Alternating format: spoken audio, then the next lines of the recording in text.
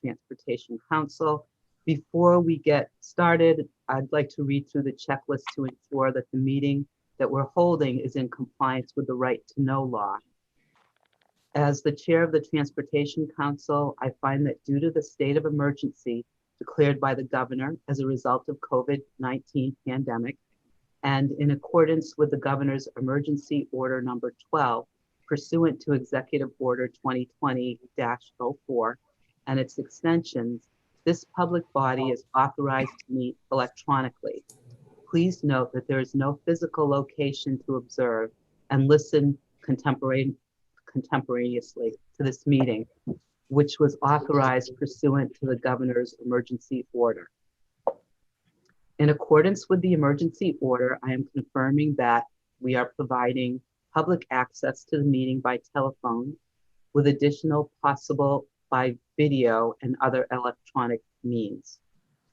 We are utilizing Zoom for this electronic meeting. All members of the committee and selected legislative staff have the ability to communicate contemporaneously in this meeting through this platform.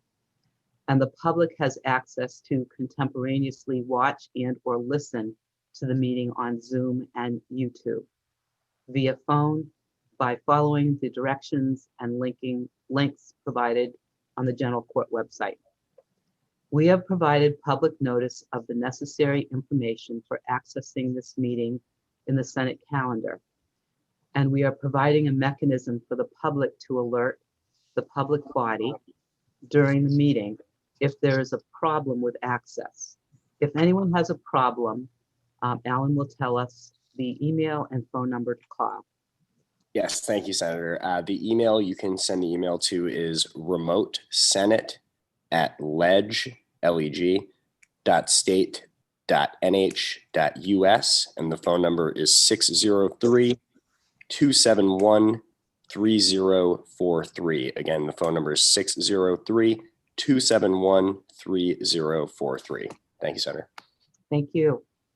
In the event the public is unable to access the meeting, will be adjourned and rescheduled. Please note that all votes taken during this meeting shall be done by roll call vote. Finally, let's start the meeting by taking a roll call attendance. When each member states their presence, please also state where they are and if anyone is with them in the room during the meeting, which is required under the right to know law. So we'll start with Representative Sykes. Representative Sykes is here and on his front porch with a space heater on because it's not as nice as yesterday.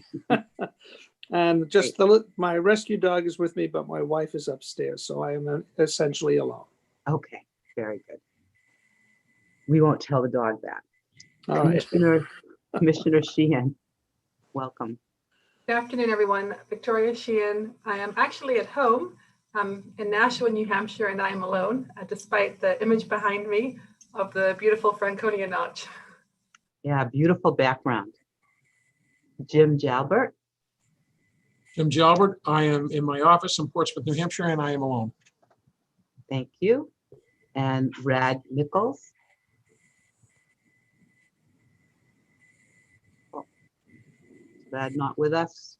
Brad, yeah. No, I am. I was trying to hit the space bar, Okay. but Rad Nichols with Coast, home alone, except for a high school senior who might need technical IT assistance occasionally. So you're also a teacher. Yes. Okay, Mike Tardif. Mike Tardif, I'm in my office in Concord. I am alone. Thank you. James Fox. James Fox, I'm in my office in Concord alone. Thank you. Nate Miller.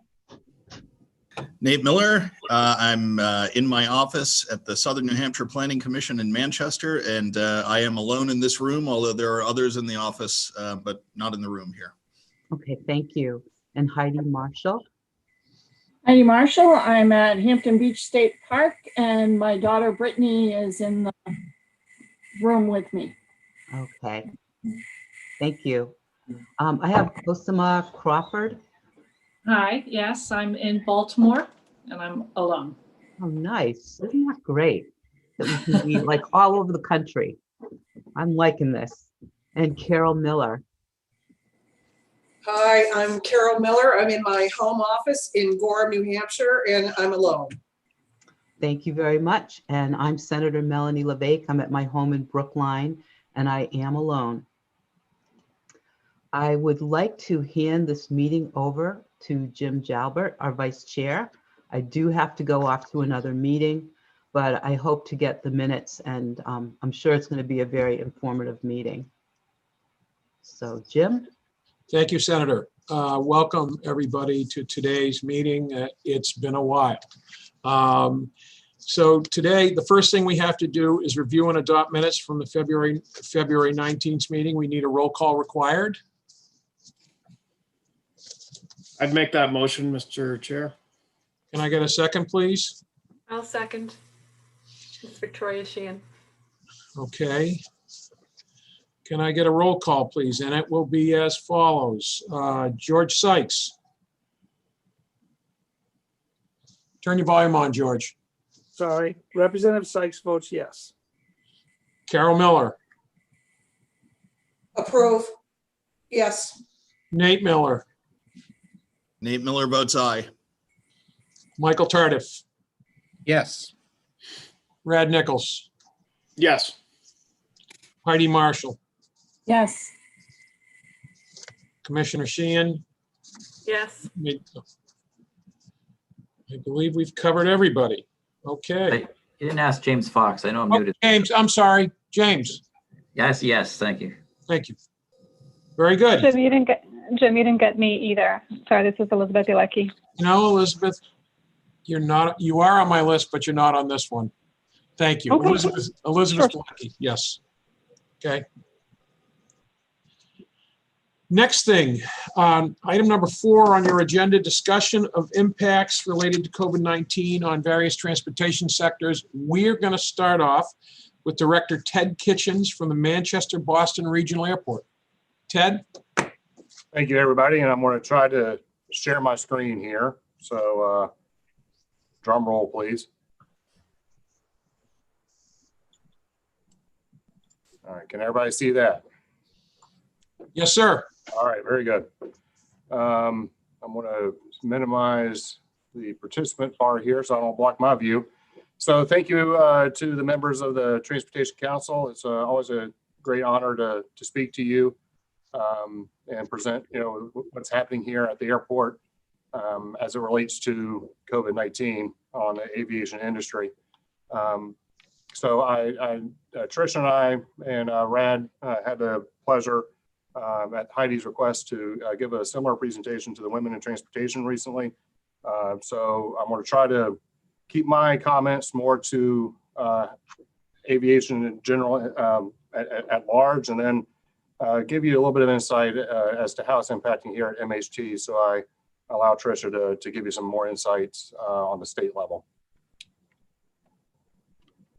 All right, let's see here. All right, so the presentation outline, I always like to begin with what I call the bluff, the bottom line up front. And then I just said the national regional impacts of COVID-19 on airport operations. I'll give you some stats and some insight onto that. The impact of COVID-19 here at MHT, airport recovery and return scenarios, kind of what we envisioned back in April timeframe, and how we are actually recovering in relation to those return scenarios. And that's what we'll finish up with. So bottom line up front, essentially, we see this at the airport as a confluence of 3 black swan events, the immediate and ongoing public health crisis, clearly, but then the subsequent and ongoing economic crisis and the meltdown of global travel demand. Just about everybody in the industry is expecting a long recovery to pre-COVID activity levels. But here at the airport, we're pinning that on 3 things. Number 1, the low level of consumer confidence in aviation, the economic knock-on effects, meaning potential recessions or a decrease in household income or disposable income. And then the third thing is the macro changes on the supply side of the industry, meaning on the airline side. After each of the previous shocks to aviation demand this century, this is the third one, 9/11 being the first, and then the Great Recession back in the late 2000s, early 2010s. there has been a significant change in the structure of the industry, and we believe that this will be absolutely no different. So the impact of COVID to aviation was swift and, quite frankly, unlike anything the industry has ever experienced before. And I want to kind of focus everybody on the right side of this slide. You see two different segments of tourism. You see air and hospitality, but you can see in aviation it was a 7 times larger drop in terms of demand than the financial crisis, and close to 5 times that drop after 9/11. But hospitality was even worse. It was 8 times of a larger drop than the financial crisis. And that's because people just stopped traveling, period. It didn't matter what the mode was. Whereas 9/11 was mostly an aviation security and aviation safety event.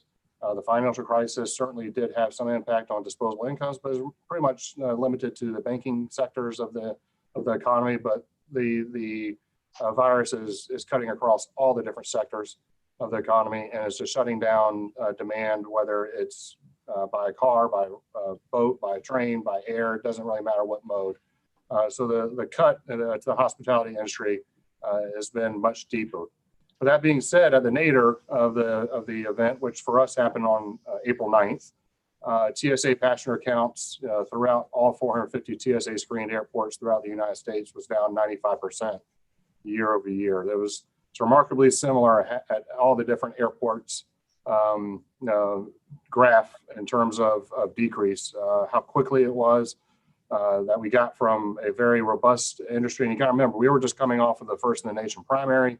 We were having a very good year for January and February. We were actually in position A to have a positive year over year growth, which is something this airport has not had in quite a while. And then all this happened in the span of 2 or 3 weeks in March. Both of our national trade associations, the Airport Council International North America, which is ACI-NA, and the American Association of Airport Executives, initially estimated that airports could lose $14 billion in revenues due to COVID-19. That number is now closer to $25 billion because of the slow pace of the recovery and demand.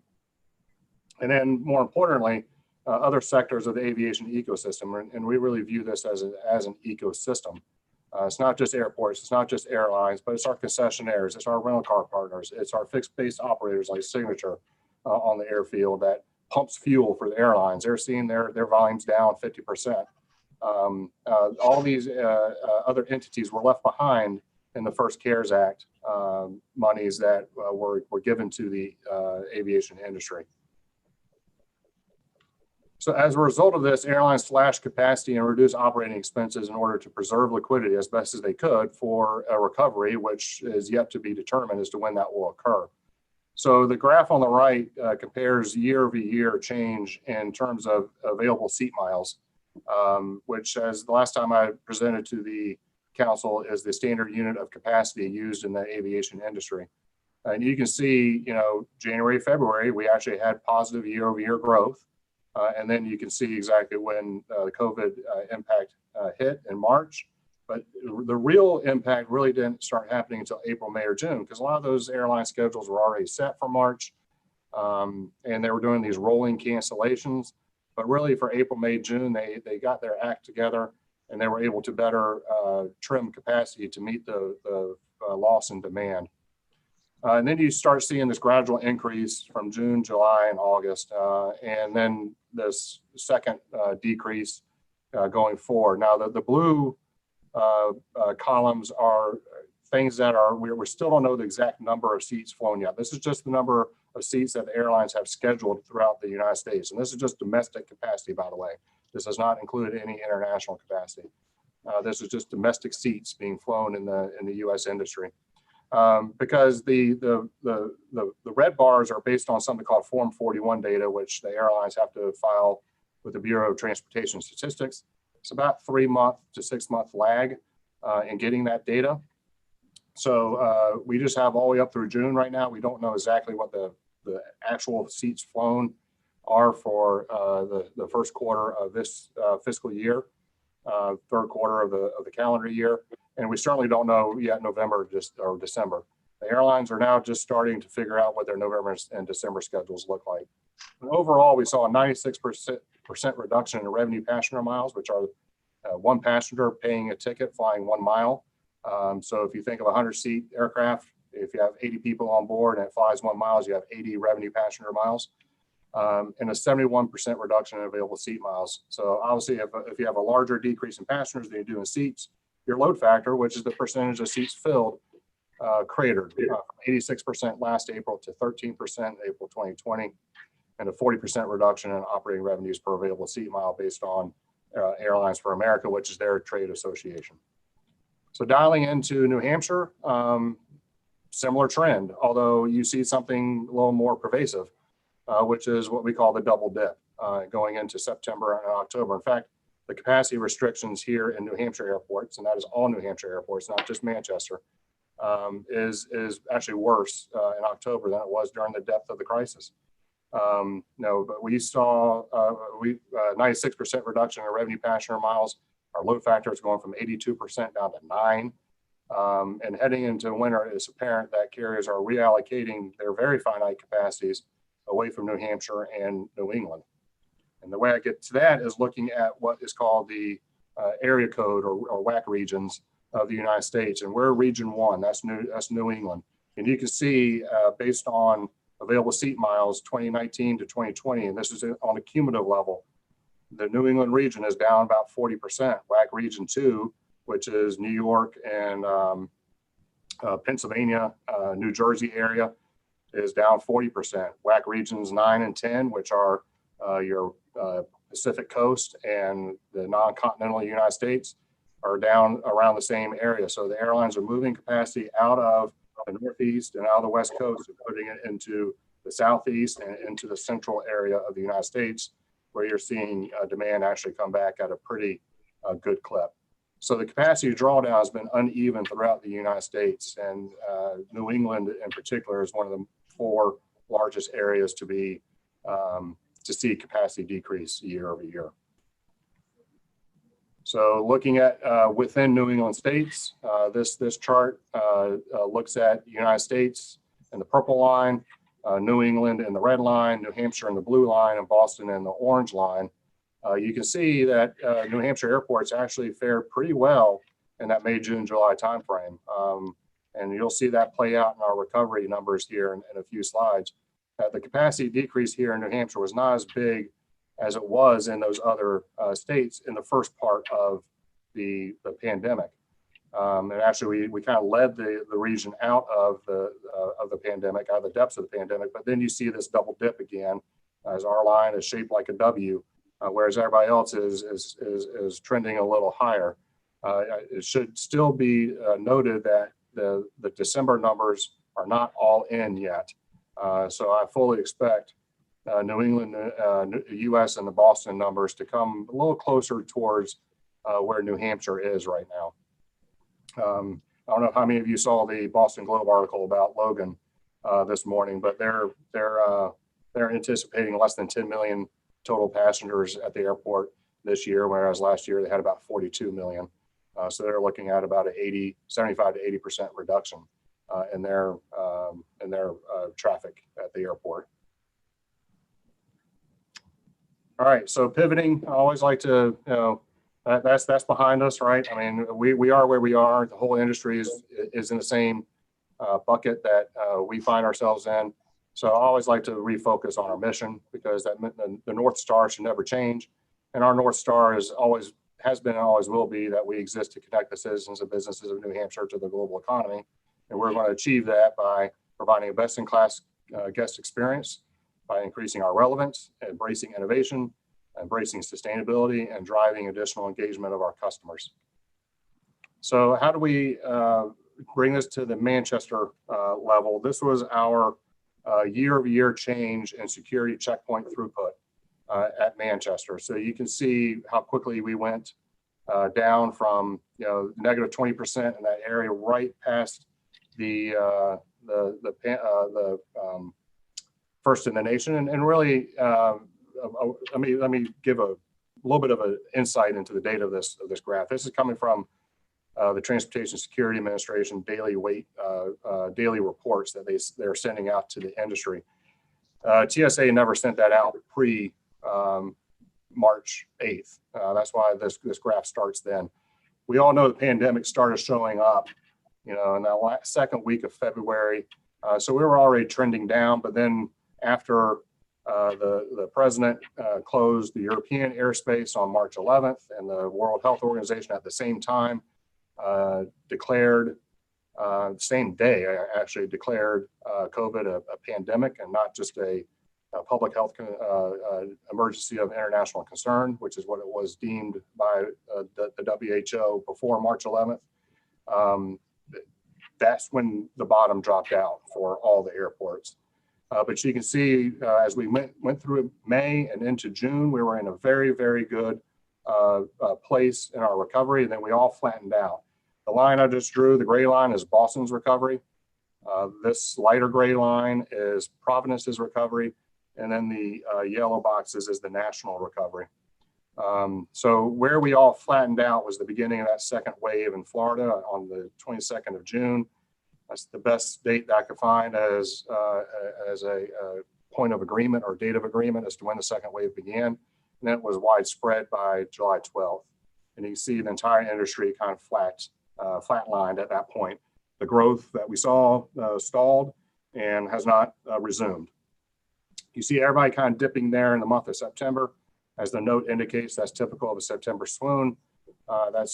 September's always a slow month for aviation. Kids are back in school, families are not flying as nearly as much. And this was maybe a little more pronounced than usual just because we didn't have the business travel demand backfilling the airplanes that would normally be there, but obviously is not flying this year. So an important thing to note is while this is a percentage of return, and we all have to remember that, percentages can be misleading. It depends on the base that you're applying the percentage to.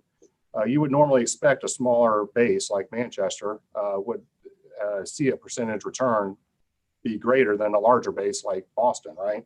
Because a 1% increase in Manchester is a smaller increase in real numbers than it is at Logan. But the interesting thing in this graph is that the national trend is outpacing everybody here in the last month of September. And by definition, the national trend is going to be the largest measurement of base, right? Because it's the entire nation. And that Boston continues to lag behind even the national recovery trend. You would think if everything was rank ordered by size, it would be Manchester, Providence, Boston, and then the nation. But it's the nation, Manchester, Providence, and then Boston. So there's something going on in the Providence and Boston market that is keeping that demand from coming back to Logan and to TF Green. So another way we look at this is what we call the ELF on the shelf, getting into Christmas time season and holiday season here, but we call it the effective load factor. So we take the TSA numbers that we get on a daily basis, we back out a certain percentage that are going to be known crew members or employees going through the checkpoint to restock concessions. So we back out a certain number of people, and then we divide that by the total number of seats loaded into the market minus the number of seats being blocked. So right now here at the airport, we have American flying 100% of their seats, but Southwest is only selling about 65% of their seats because they're blocking that middle seat in each row. So taking those seats out and then recalculating our load factor since the 1st of May, you can see a very healthy recovery in terms of filling seats that are being flown out of the market. In fact, we've averaged 88% since the 1st of September. And you can see where that marker is for September 1st. We had a few days there at the beginning of September where we didn't see, really strong load factors. And then when the new September schedule took effect in around September 7th, you can see there are 4, 5, 6 days there where we have sold every seat that's available for sale in the market. So very healthy recovery. The airlines are very happy. We're one of the very few stations in New England. In fact, I think for American, we're leading all the New England stations in terms of load factors. I believe the same can be said for Southwest because they took 70% of their capacity out of Logan for the month of November. And they actually added capacity here in Manchester for November. And all the way actually through December, I should say, through the end of the year. because the reason being is, if you think about it, as each airplane, as the council knows, we view each airplane as its own independent market with its own level of supply in terms of seats and its own level of demand in terms of passengers. So when you have supply meeting demand, or demand actually getting this high, above 90%, it gives any business owner the opportunity to increase their price, right? This goes back to economics 101 we all learned in high school. So the airlines are actually seeing Manchester as a way that they can maybe start bumping up the fares, which means more cash is coming into their organizations and reducing their negative cash burn. I don't know how many of you saw the quarterly report earnings for both United and Delta, but they're still burning on average $20 to $25 million a day in cash, which is essentially equivalent to my operating budget between the two. Every year, they're burning out on a daily basis, which is just staggering for me to think about.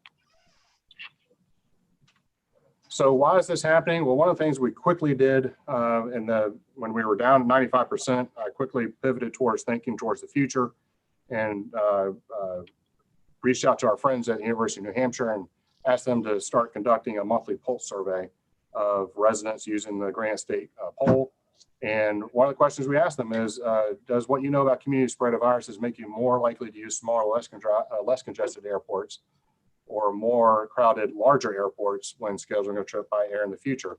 And the interesting thing, hot off the press, is we just got the September numbers. About 1/3, that blue line, are saying that they're more likely to use a smaller, less congested airport. Only 1% are saying they're wanting to use the larger airport. Half of them say it doesn't really matter to them, which means they're chasing the fare, or it could be just some sort of a personal preference, or maybe they haven't thought about it. But that green line, which is don't know, not sure, is the interesting line, particularly when you look at the change between August and September, because the 6% increase in the utilization of smaller airports is coming straight from that don't know, or not sure segment of the population, because the other two have remained pretty much the same, 51 to 52% and right at 1%. So people are starting to think about that family trip in the holidays, or starting to think about the family trip next spring. And maybe they're starting to say, you know what, I want to go to that smaller airport, even though I may have to connect. I want to go to that smaller airport because the number of people I meet from the curb to the gate and the gate to the curb, by definition, is going to be less.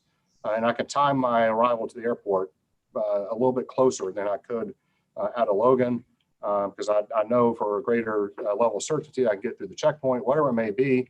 And they're starting to think about using that smaller airport. It'd be very interesting to see if that 36% number continues, if it was just an anomaly, or is that really a shift in consumer preference here going forward. But we see this as a significant opportunity for the airport. So thinking, again, we use McKinsey's 5 planning horizons, which are over on the left: resolve, resilience, return, reimagine, and reform, to kind of map our strategy and our recovery scenarios. We think it's going to be, quite honestly, cash is going to be king for the airlines. The age-old battle between profitability and market share will reign supreme, but it all takes cash to fund a market share battle.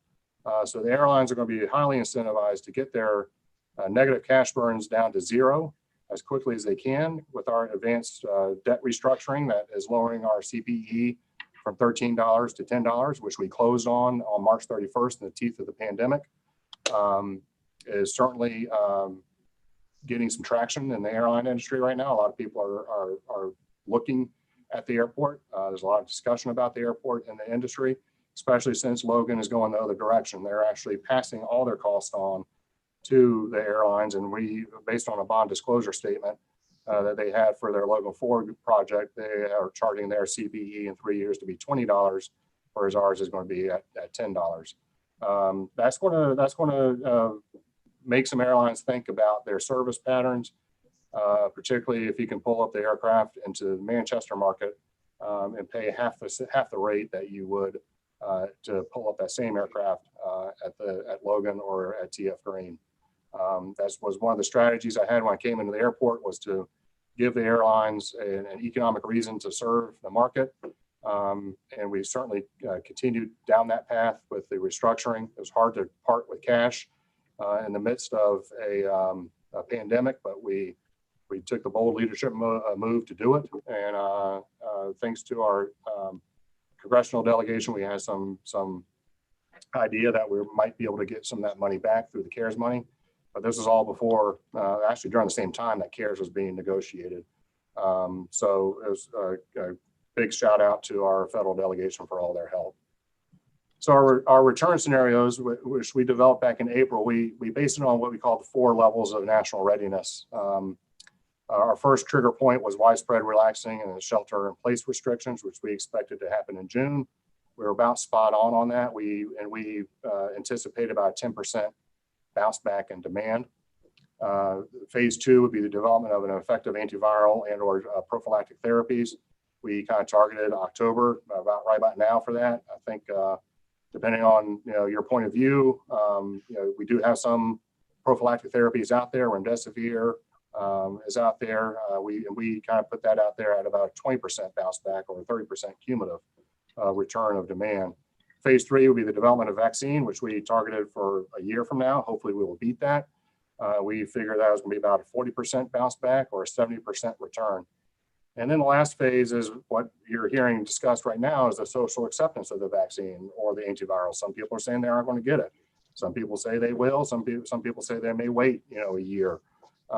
So we targeted that for about another 6 months after the phase 3, and that would be the final 30% return. Now, there's a lot of debate right now in the industry as to whether we ever get to 100%. Clearly the lack of agreement in Washington, D.C. on additional CARES Act relief for the airlines has resulted in a significant amount of lost employment for the airlines, and they may not physically have enough people to fly a 2019 schedule for many years out. The 100,000 people, if you just take 100,000 workers out of the 500,000 airline workers that are in the United States, so that's just a 20% reduction in force. That's 12 years of employment growth that we've lost in the airline industry. So the question may not be, when do we get back to 2019? The question may be better asked, when are we going to get back to 2015 or maybe even 2014 system capacity levels, because there will be some growth in the airlines, so they'll meet in the middle somewhere, but what year that is, I don't know exactly what that is. But applying that to our monthly employment levels, this was our trend going in to the pandemic, and you can clearly spot where COVID hit. And then out of that, we have 4 growth scenarios. We have a fast recovery model. This one that's being drawn now is a moderate recovery, then a slow recovery, and then a prolonged recovery. So the fast recovery is the super V that we hear from the president. The moderate recovery is more like a V-shaped recovery. The slow recovery is more like a Nike swoosh. And then the prolonged recovery is the classic U-shaped recovery. You can see, though, that there's some seasonality in that, because we know the airlines will, as you saw in the capacity drawdowns, there's seasonality. They make seasonal adjustments in New England. So the length of that recovery, and you can see that we're looking at the fast, sometime next spring, which is looking unrealistic. But in the slow recovery, we're looking at the end of fiscal year 23, which may be a little more realistic at this point. But depending on the length of that recovery, it determines the number of seasonal cycles you go through, and you can see that being played out in our recovery scenarios. The good news is right now, the red line is our actual recovery. All of our financial, in the blue box you see there, all of our financial projections were based on the slow recovery model. So as long as we are north and west of that slow recovery line, we feel like we're in pretty good shape as an airport. Looking forward over the next 3 or 4 months, we anticipate if we continue at that 88 to 90% load factor of the seats available in the market and what the carriers have already loaded into the market, the blue diamonds are kind of where we were thinking we will be by the end of the second quarter of this fiscal year or into the calendar year 2020. So we'll be squarely in that void there between the slow recovery and the moderate recovery model. So we feel pretty comfortable with where we are right now. Certainly would like to see that number get closer to that purple line, which is our average monthly and plane passengers going into pre-COVID. but we're really going to have to see how the nation recovers to determine when we reach that point. So going forward, we think a new aviation paradigm is going to emerge from the ashes. You know, we must change as an airport. We have to change as the industry changes. And quite honestly, you know, one of my favorite quotes from Larry Boston and Ram Charan's book, Execution, is that, you know, successful organizations have a relentless focus on execution. This requires confronting reality, no matter how ugly that reality may be. And to us, to confront the reality, we did not do a good job as an airport after the financial crisis. We did not change with the industry. We kind of kept ourselves the way that we were heading, and we all know how that turned out for the airport here over the last 10, 15 years. So I challenged my team, and I quite frankly put it on the table, says we're not doing the same things we did after the financial crisis. We have to understand where this industry is going. We're smart enough, we're good enough to think about that, and we have to meet the industry where it's heading. So for us, it is aligning our budget, our tactics, and our strategy to ensure that we're being effective in how we're spending our money and what we're doing. And then having speed of deployment, tactical flexibility, and then just a relentless focus on airline cost containment to keep our costs as low as possible. So I talked about this earlier about the loss of employees in the industry. The graph on the right is a stacked bar chart that shows the total number of employees by carrier type. So your red line are your major airlines, Delta, United, American, and all the other variations that have existed since 1990. The purple line are your low cost carriers. So that's Southwest, that's JetBlue, and then all your ultra low cost carriers, Spirit Airlines, Frontier, Allegiant, and then the regional partners of the major airlines is the light blue. And you can see in 2018, we had about the 500,000 employees that I mentioned earlier. So a 20% reduction, taking that down to 40,000 employees. You can see that was around 2008, 2009 timeframe that we had that. I'm just looking at United, they had 90,000 employees heading into this. There are widespread articles that says they want to come out with 54,000 after all employment actions are taken. Now, you've heard that the 13,000 pilots that were furloughed and 13,000 employees, I should say, not just pilots that were furloughed on October 1. That was not all the employment actions that were taken. Employment actions are also then the voluntary separations, the early outs, all these other things that happen. They are going to trim their workforce from 90,000 to 54,000. That's a 40% reduction in force.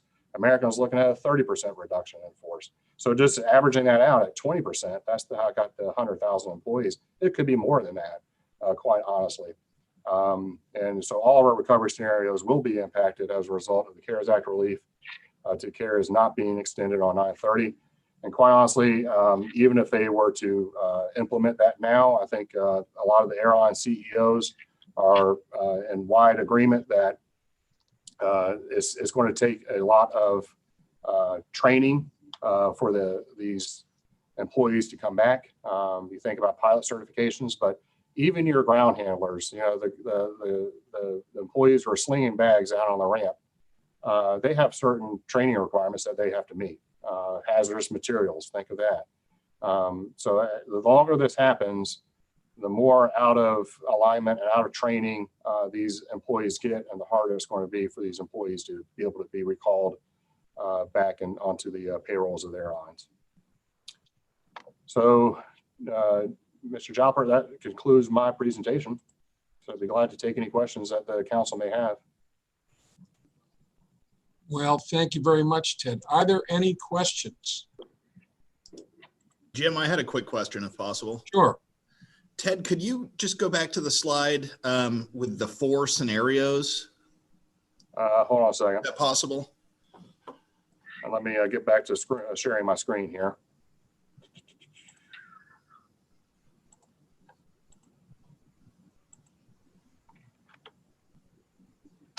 Let's see. Right here. Yep. Yes. That one. What was the I can't quite see. What was the far end of that? Is that May of 23? Yeah, it ends on June of 2023. We just carried it out to the end of the fiscal year.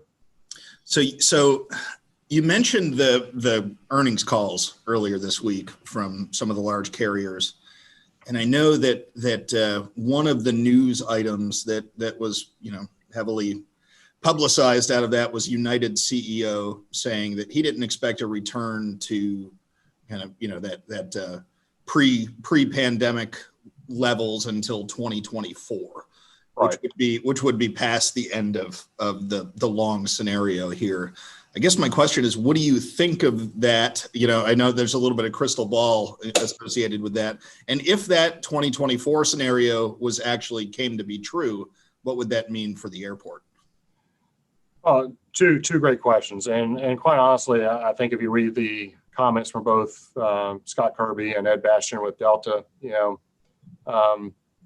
they really are not certain. They said guess many times in their earnings calls. Yeah. And for us, I hate to say it, I don't see it as that being that much of a negative because we don't have any of those carriers flying right now. Both Delta and United are very dependent on business travel, and United is very, very dependent on international travel, particularly to Asia. Both of the international travel is about 40 to 50% of their network. So both of them are, I think you're seeing American and Southwest and Spirit and to a certain degree JetBlue and some of the other airlines taking a different tack that are more leisure focused, right? So I think Delta and United are kind of sitting on the sidelines as much as they can because they own their airplanes. They can park them, right? American doesn't own their airplanes. They got to fly them or they'll have them taken back by the leasing company. Potentially, they run that risk. So American is somewhat leveraged. They have to be out there. They have to fly, but they're doing really well. They're back to 400,000 daily passengers, and before this, they were doing about 500,000 daily passengers. So they're doing really well. They're doing well out of here. Southwest is doing well out of here. So I think if that's truly the case for Delta and United, if they're not in the market, that's actually okay because the two that are growing, the two that are taking market share right now are American and Southwest. And I think you saw Southwest recently make the announcement that they were going to go into two of United's hubs, my old stopping grounds at Houston Bush and into Chicago O'Hare. That's like poking the bear in the eye, right? I mean, you're going in, and I think they're doing that to smoke United out, quite honestly, to get them to get off the sidelines, burn through some of that cash, maybe get a competitive advantage over United. I don't know, either that or they're going to go in there and say, even if United doesn't fly, we'll pick up market share. Either way, it's a win-win for Southwest. Yeah. So it's fascinating to watch the different strategies right now being played out. I think for us, obviously, we would like to have Delta and United back in the market. Both of those airlines were doing well. To Detroit on Delta. Delta never really served the market quite right to Atlanta. But United was doing really well to Dulles.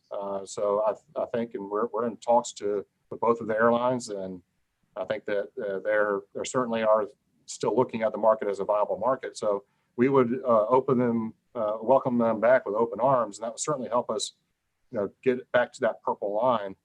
But if we do see a prolonging of this business demand out to 2024, 2025, then I think it's a completely different scenario for a lot of airports, and we're going to need to have some significant federal assistance. Yeah. Well, thanks for a great presentation, Ted. I thought it's always fascinating to hear you and your insights. And thanks again for coming. I don't know if they're right or wrong, but hey. Are there any other questions of Ted?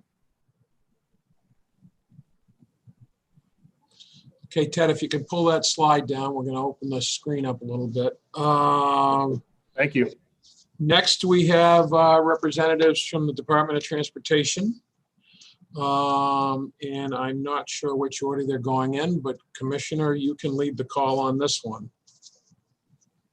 I think it makes sense to start with Tricia Lambert, who's our administrator for the Bureau of Aeronautics. So she will give you more of the statewide aeronautics perspective and how all of our airports in the state have been impacted by COVID-19. Okay, welcome, Tricia. If you could unmute yourself, please. There you go. Can everyone hear me? You can. I'm just going to try to share here real quick. Hopefully it'll work. Does everybody see it? Good. Awesome.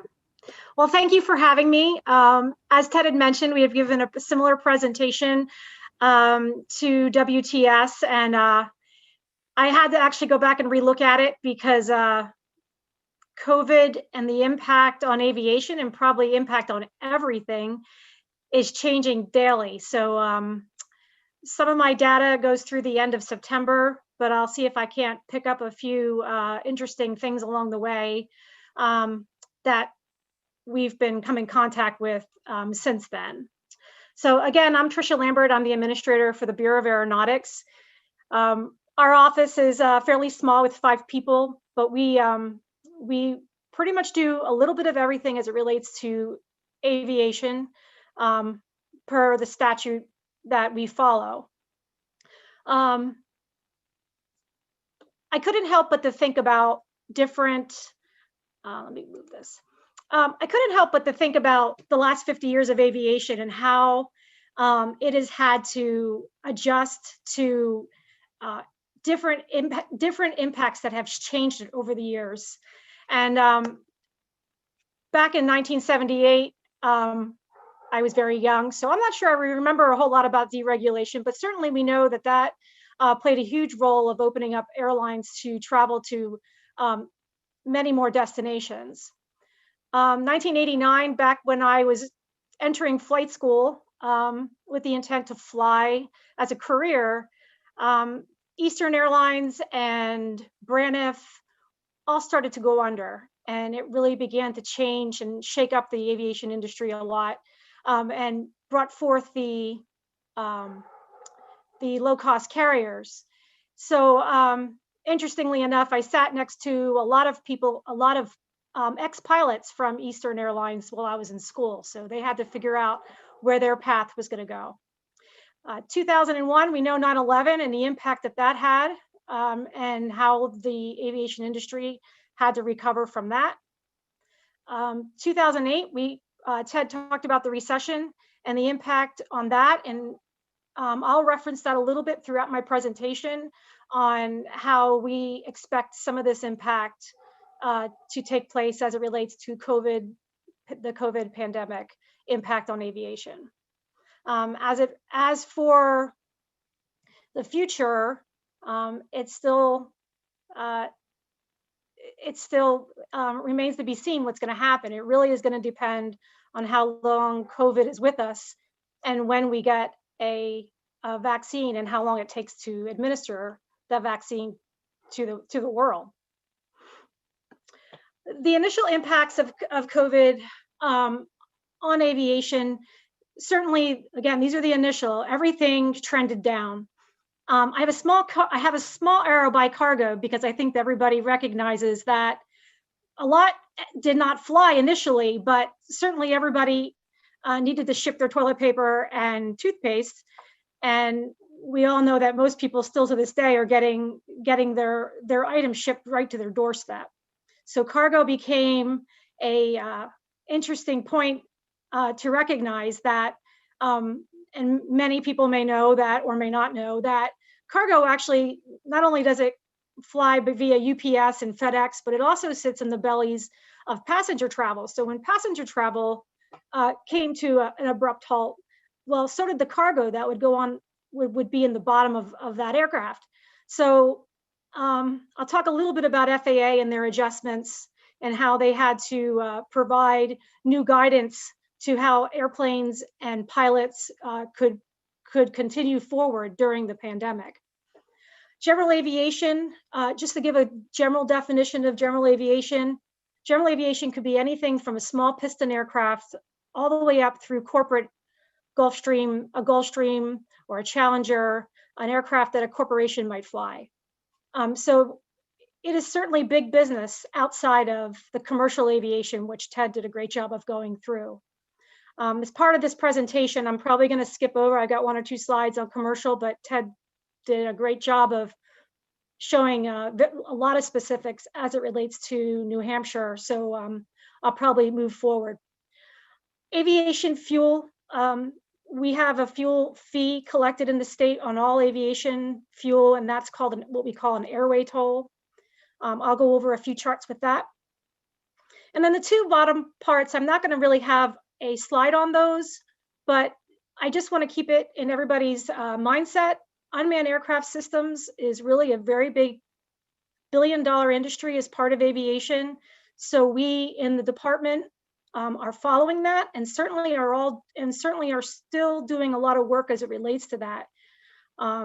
Not only being the regulatory body for that for the state, but also the department is using them. So we want to continue with that program so that the department can use UAS or drones, and which will ultimately save money down the road for getting data on projects, so on and so forth. And then aircraft registration, I said we do a little bit of everything. We register the aircraft in the state. I don't expect aircraft registration to take a big dip due to COVID at this point. Going back to 2008 and the recession, we learned a lot with that. And even that, which took a long time to recover, we did not see people selling off their aircraft. Instead, what we saw were people parking their aircraft and choosing to simply not fly, which obviously meant an impact on aviation fuel sales. So we're expecting that, except there's a little glitch to it, which is, I think, a positive piece, which I'll show you in the slides when I get there. So we're not expecting too much, although time will tell, depending on how long the virus sticks with us and how long it'll take before we can get a vaccine and start our track back to normal.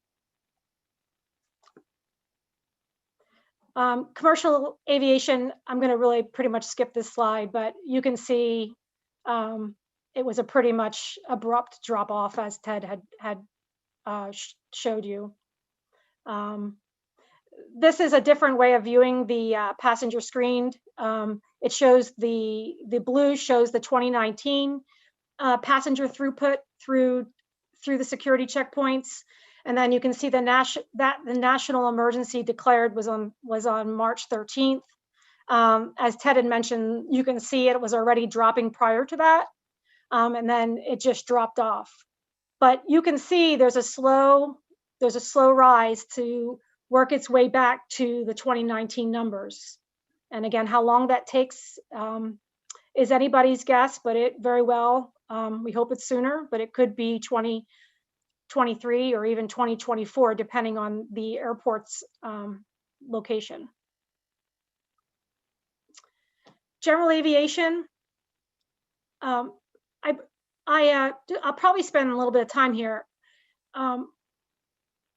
If in aviation, most people don't realize, whether it's commercial or general aviation, the industry supports 1.2 million jobs. In fact, I just read another metric which said that 1 in 14 jobs in the United States has some direct connection to aviation. So if somebody is going to fly, whether they're flying commercially or via general aviation, I apologize, that would be my puppy. I knew he would find me, sorry. So for people who think, well, I'm just simply not going to fly to Florida, that's all that's going to impact me. Really, that is not the case. If you're talking about food catering, flight instructors, flight dispatchers, aircraft manufacturing, people that operate inside the bubble of where an airport is situated, they're all impacted by COVID and by aviation not being back to the levels of which it was. General aviation, the other big thing, and I'm going to reach back a little bit into commercial aviation, is that one thing as passengers, we are really going to be looking at a lot of different sanitary measures while using the airports. We probably didn't think much about it, but there's an expectation now, if you're the flying public, that things are going to have to be cleaner. Let's see, I apologize. My dog is really throwing me off here. Going forward, the FAA also had to consider pilot licensing, and so they had to issue what we call special federal aviation regulations, and to consider, like, if pilots have to be certified and have to have their proper training, throughout. So in order for them to stay current, now many of these, if they're furloughed, they still need to maintain their currency if they're going to expect to be called back. So the FAA issued a special federal aviation regulation, and that allowed them to give them a 2 months extension to be able to get the required certifications from the FAA. So, and that they did that several times. I think we're on the third time where FAA had to issue an extension. I think it was March or April, June, and now again in October. So this is something FAA has to really keep on so that they can maintain those currencies so people can get back flying.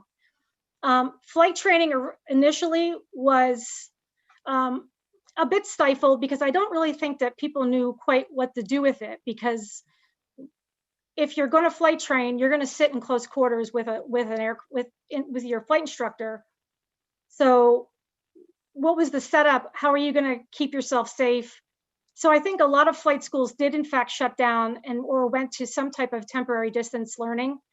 But I do think originally a lot of them just suspended their operations. We had a couple throughout the state, especially in the summertime. We do a lot with kids for aviation learning to encourage them to be part of aviation jobs. So flight education, we call them aviation career education camps. They all had to be canceled. So we're missing out of a year, I don't know, maybe 2, depending on how long the virus is with us. Oh, sorry about that. And then finally, charter operations. And I think this is a good point. And I'll show a quick little chart. Charter flight operations also decreased initially, but it has rebounded. And I actually read an article within the last week that talked about where people are choosing that as an option to still continue to fly. Although 90% of the people that are using it are actually on personal, are using it for personal reasons, not for business. And I'm guessing the reason is that business are simply using Zoom as we are today.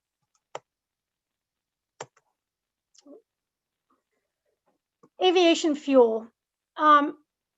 Again, as I mentioned, we collect a fuel tax, fuel fee for aviation in the state, and that's from commercial all the way down to the general aviation small aircraft.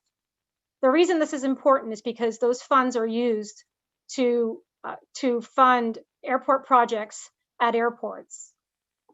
This is fairly new. The FAA required us to redirect this money to aviation, a direct aviation fund, and we've been using those funds for airports, smaller airports at the moment, but all 24 airports that are open to the public are eligible. I was actually a little worried to see Department of Safety provides our numbers to us. Because we only had 3 months of COVID in the fiscal year, which this represents, this is the state fiscal year 2020. We really did not see a big decrease yet, but I suspect that it's probably going to dip just a little bit further, and I will show you why in a little bit. We have 2 different types of fuel that is sold. One is aviation gasoline or avgas, and that's shown in the magenta. And then you have jet fuel for the air carriers, which is ½ penny per gallon. And if I can just back up, the aviation gas or avgas is sold at 4 cents a gallon. And then jet fuel is sold to the private companies or corporations for 2 cents a gallon. And if you see over here in the tighten this corner, you'll see that there was just a little bit of a dip in both the jet fuel, but the avgas actually had an uptick. And we think it's because people, when they were sent home, socially distanced in their airplane. And so there was a lot of flying going on. But that's really just March through June. But we were able to, this is a slightly different way of looking at it. We were able to show you the full year, July through June, from 2016, and we've now added 2021 state fiscal year, which is July and August, and I think a little bit of September. If you can see over here on the 2020, it started to uptick just a bit, and it still is continuing over here in 2021, which began in July, is still going up. I suspect that it'll probably find a plateau somewhere. You can almost see that it's flattening out a little bit until it can find its new normal. But you can see it's certainly not up at the other year levels. In fact, it looked like 2020 was having a fairly good year until we hit COVID, especially in the November timeframe. Aviation, by the way, it does, not so much for the commercial carriers because they're scheduled, but there is a definite dip in the winter, and you can see that where people fly less, most likely due to weather. So the aviation recovery, again, these go through, looks like 9/30, so I'm hoping that they're slightly even a little higher than this, but we'll have to wait till we get to the end of October. But you can see the charter flights at the bottom really came back, and people are certainly using that way of flying. General aviation is at 55%. The commercial flights were flying, but the passenger counts are down. And again, Ted gave a really great review of that. CARES Act. This is a general overview of the CARES Act assistance. 10 billion in grants went to airports nationally. 46 went to loans to aviation organizations and companies, and 32 billion in grants to air carriers for workers' wage and support.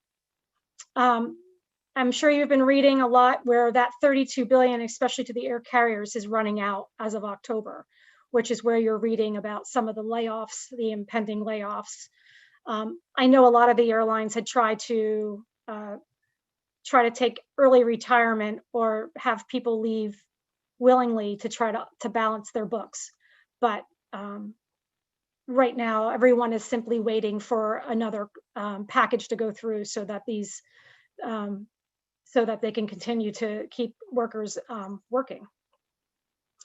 The next slide, the next slide shows specifically how much money we received from the CARES Act so far. I believe there's one grant in here that isn't quite here yet, but for the most part, this is what we're expecting. FAA determined exactly what money would go to which airport. So there was no determination by the state or our office in determining who got what. There are 4 different groups of funding, although groups two through 4 are all funding to offset operations and maintenance at airports. If you can imagine, an airport is going to have to maintain that airport regardless of who is walking through it and who is flying out of it. It still needs to meet all the safety requirements. They still need to open it. FAA requires that an airport must be open 24/7 if you're receiving federal funds. So all of those things still needs to happen, yet bills are also coming in. So groups 2 through 4, 2 through 3 is for the large commercial service airports, Lebanon, Manchester, and Pease. And then group 4 were for what we call non-primary, or our state block grant airports, Concord, Keene, Laconia, Berlin, just to name a few. We're given an exact amount of money based on their size to offset operations and maintenance for them so that they can keep the lights on and the airport open. CARES Act Group 1 is basically additional funds provided to the FAA AIP, or Airport Improvement Program, that normally is a 90% federal share. What the CARES Act did is it basically supplemented another 10% so that the state share, which was 5%, and the local share, also a 5%, did not have to be funded by those groups. So essentially, the FAA is paying the full amount for the grant, And so the numbers that you're seeing there are just the CARES Act monies, but know that they're leveraging yet another 90% of federal funds for those projects. I can't say it enough that it's important that we still have to maintain all the safety aspects of each of those airports. You can't just decide, well, we'll just close it for a while until people start using it. It needs to be maintained, and the projects that are planned for in their capital program must go forward in the future. So as it is for right now, the 2020 grants were funded with 100% federal funds with, I think, potentially one exception. Going forward, again, just we're required to do a whole lot of things as it relates to aviation. I left this picture for the Alton Bay Ice Runway, which we open every winter if Mother Nature permits. We're already beginning to talk about that. It is quite the operation to build an airport from scratch every year. So we're working on that. We would like to open it up, and we're going to have to take into consideration social distancing and what we're going to do with fly-ins and whether we're able to have fly-ins, those types of things. Our office is still going to continue with airport inspections and to identify improvements to keep the capital program going, not just for the federal airports, but also for the other 11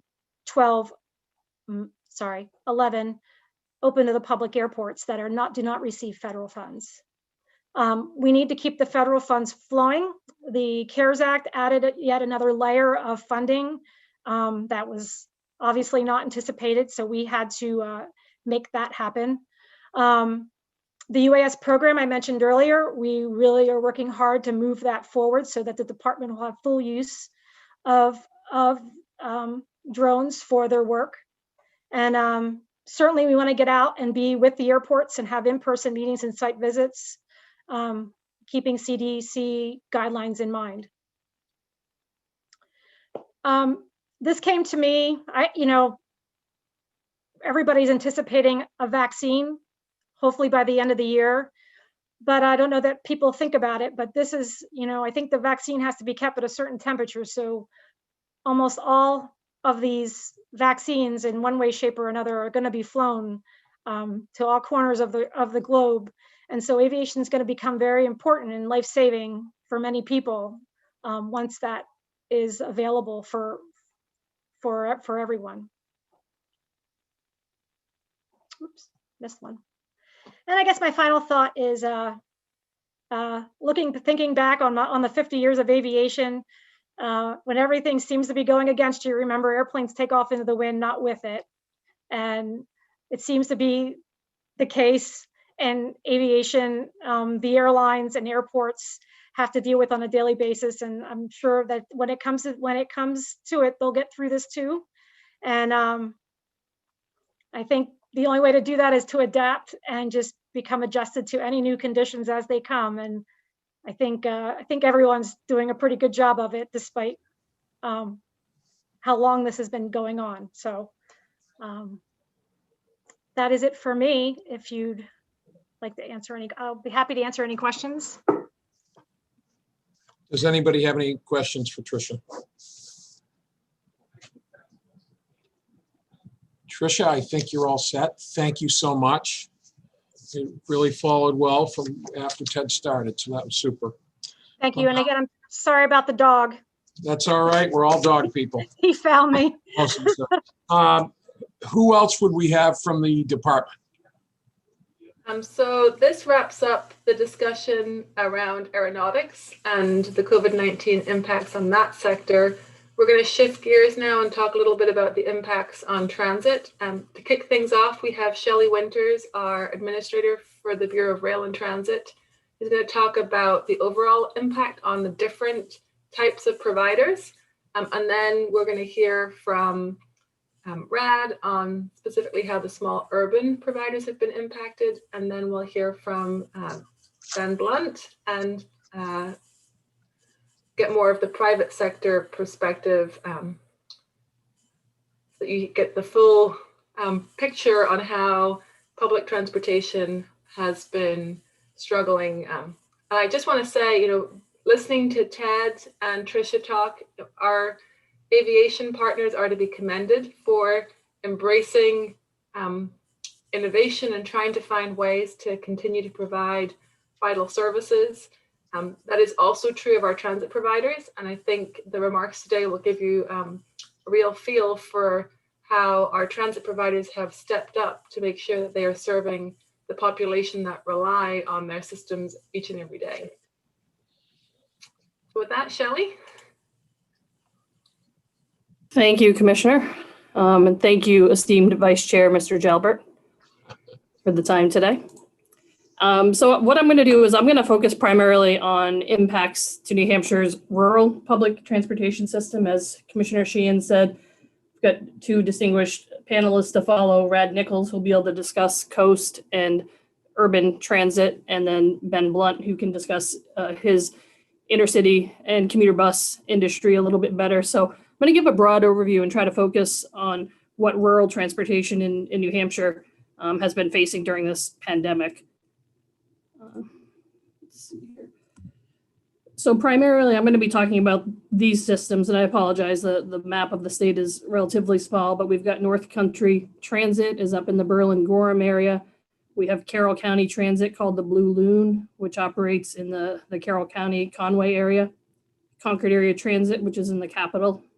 Advanced Transit is in the upper valley of New Hampshire and Vermont, so they've got some bi-state challenges that they had to overcome and work through. We've got Sullivan County Transportation is in the Newport Claremont area, and we have City Express, which operates in the city of Keene. So those will be the prime focus. These are the agencies that the DOT is the direct grant manager for, and we do the grant management and the compliance and oversight. So we work very closely with these agencies, more so than we do with the urban providers that Rad will speak to. So immediate service impacts, it's pretty similar to what the aviation side talked about. Mid-March, news came, governor's orders came out, and everything changed for every industry, including transit. So on a dime, our rural public transit providers started providing different service within the state. It was different for each system. It was different for each locality. And there was a shift to essential trip purposes only. A lot of people who were transit dependent stopped traveling, stopped going to grocery stores, canceled doctor's appointments. They were all canceled. They didn't do recreational and social trips. So a lot of providers tried to have essential trips only. We were a little bit worried that there would be some pushback from riders on that, and there would be a challenge to want to still take the bus. But luckily, people were very receptive to the stay-at-home orders, and we were able to still deliver essential trips within rural New Hampshire. Another thing that the rural provider shifted to was a temporary cessation of collecting cash fares. That was in order to minimize contact and allow social distancing between employees, the drivers, and the passengers. There was a concern about handling cash and the contamination in COVID-19, and hopefully you can still see that. And there's also a cost to process cash. So when you have a lower ridership level and you're getting $1 or $1.25 per trip, the cost to process that on the administrative side doesn't necessarily equate to the money that you're taking in. So for all those reasons, we stopped having our rural providers collect cash. Obviously, there's a drastic drop in ridership, which could be expected with the stay-at-home order, and we saw that to be pervasive with all of our rural systems. To meet that reduced demand, some systems changed from fixed route transit to demand response, where people had to call and schedule a trip 24 hours in advance.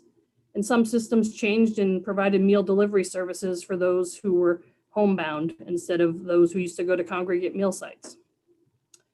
The department communicated regularly with our emergency operations center. I apologize again, you can't see it, but this was a daily update that we gave on all public transit systems to emergency operations to ensure the state, including the governor's office, was aware of what was going on. And then we also worked with transit providers who were having staffing challenges, either personal health concerns or many who had school-age children and now had to shift to remote learning and, much like Rad, become their teachers to their children. This is just a snippet that shows the ridership levels for all of public transit in New Hampshire. And you can see from 2016 to 19, ridership was trending down, but that is a small percentage and akin to the dip that was seen on the national level for public transit. But then when you look at 2020, you can see we had large impacts, obviously, due to COVID and the stay-at-home orders. We would imagine once we compare ourselves after a few years nationally that our figures will, again, match up with the percentages of reduced service throughout the country. April was the lowest number for our rural systems by far. And as stay-at-home orders and things have been relaxed a little bit, there's been a slow increase for our public transit system statewide. So like every industry, there are many challenges that our rural public transit providers faced. Safety of both the employees and passengers has always been paramount in the delivery of service and obviously was heightened during this challenging time. As we all know, procuring PPE was very difficult on the onset, and there was confusion as to what the appropriate level of PPE was. We worked with FEMA, we worked with those within the state, we worked with the Federal Transit Administration to try to purchase and distribute masks early on, primarily for drivers. And we were able to procure additional masks that could be availed to passengers should systems choose to do that. Another challenge was ensuring the safety of drivers, making sure that they were comfortable getting behind the wheel and having passengers enter their vehicle. So there's much discussion about driver barriers. We already took fares out of the equation, so there wasn't that touch point, but there was the close contact of people entering the vehicles. So we worked to have vehicles retrofitted, and moving forward for the time being, that will be a standard application in new buses that we procure. And we worked closely with vendors, and a lot of them were improvising on the fly to try to meet the demands for social distancing and driver security. Disinfecting protocols. What's the right way to disinfect? How often do you need to disinfect? How do you procure the materials? What's the cost? What are the safety implications to those cleaning the vehicles? Social distancing. How do you enforce it? How many seats do you block out? Do you have to add more buses? So these were all things that were coming fast and furiously to the transit industry, and they worked to come up with some potential solutions. So again, masks, gloves, and face shields were made available, but do you provide masks to your passengers? We left that to each system to decide individually. Do you have mask mandates? Again, most agencies relied on what is the ordinance within the geographic area that they serve. Who's going to be the mask police? Is the driver now responsible for ensuring that passengers wear their mask? How are they going to facilitate those difficult discussions? The safe disposal of PPE, if passenger wearing masks and gloves, who's responsible for ensuring that those are cleaned up and picked up, just like you see in the parking lots of grocery stores. Again, the driver barriers. Do you go with the quick and easy shower curtain from Walmart that you hang up on a rod? Do you go the plexiglass route that you order from a vendor and have somebody install? How effective will those be? Are there any sight impacts to a driver? Will it preclude them from being able to see something as they take a right turn onto another street? Again, back to disinfecting. Can I get a fogger?